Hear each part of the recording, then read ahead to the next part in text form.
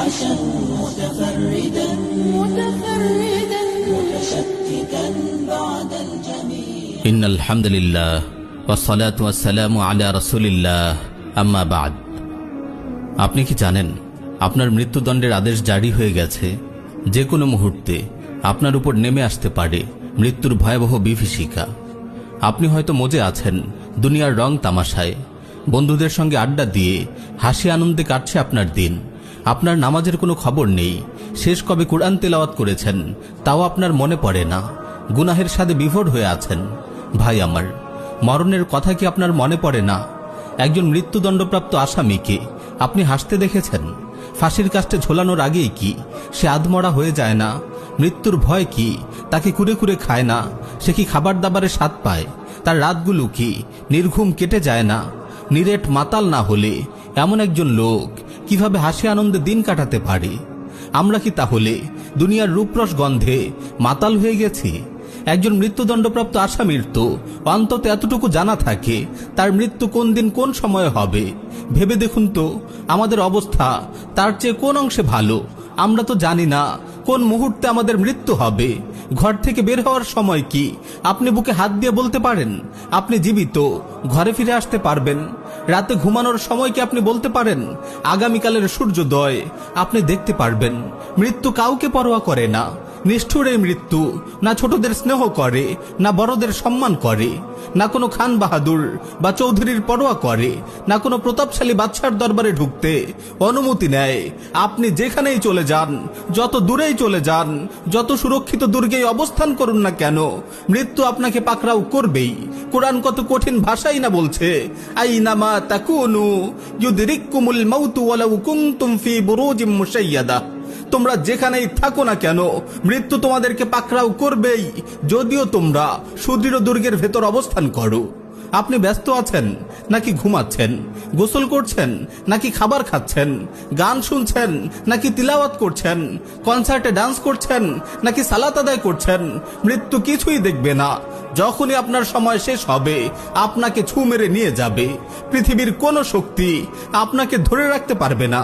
কুরআনের হৃদয় কাঁপানো ঘোষণা, ওয়ালাই ইউআখিরুল্লাহু নাফসান ইযা জাআ আজালুহা।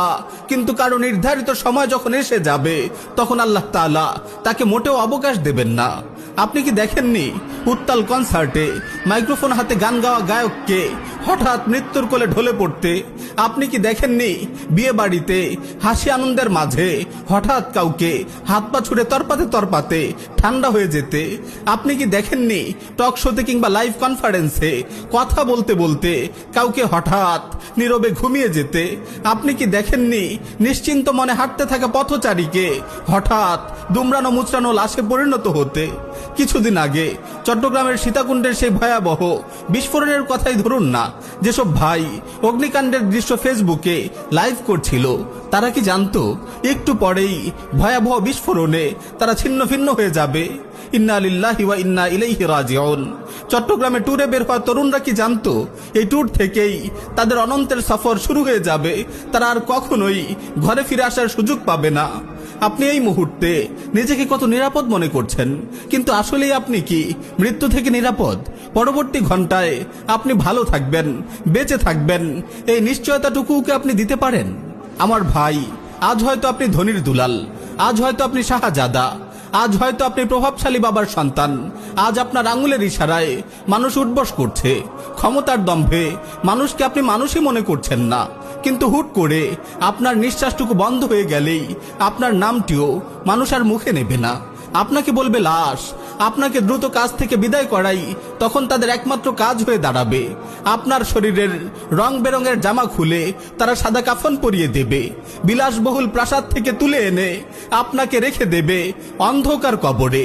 আপনার সাথে তো দূরের কথা, কবরের উপরও তারা একটি রাত কাটাতে রাজি হবে না। দুদিন যেতে না যেতেই তারা আপনাকে ভুলে যাবে।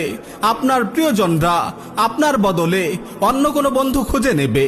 ঘুরতে থাকবে সময়ের চাকা, দিন শেষে রাত আসবে, সপ্তাহ পেরুবে, মাস ফুরাবে, বছর ঘুরবে, সব থাকবে, শুধু আপনি থাকবেন না। ব্যস্ত মানুষগুলো একসময় আপনাকে এতটাই ভুলে যাবে যে আপনার কোনো স্মৃতি তাদের মনে থাকবে না, যেন কোনো কালেই আপনি তাদের মাঝে ছিলেন না। আপনি পড়ে থাকবেন দূরে কোথাও নির্জন কোনো কবরস্থানে, ঝোপঝাড় আর লতাপাতার মাঝে মিশে থাকবে আপনার কবর। কয়েক যুগ না পেরোতেই আপনার কবরটিও হারিয়ে যেতে বসবে, এক সময় মুছে যাবে আপনার কবরের শেষ চিহ্নটিও। প্রিয় ভাই ও বোন, অনিবার্যই মৃত্যুর কথা আপনি কেন ভুলে যান? কেন জীবনের এই কয়টি মুহূর্ত নিয়ে ছিনিমিনি খেলছেন? অনিবার্যই মৃত্যুর কথা আপনি কেন ভুলে যান? কেন জীবনের এই কয়টি মুহূর্ত নিয়ে ছিনিমিনি খেলছেন?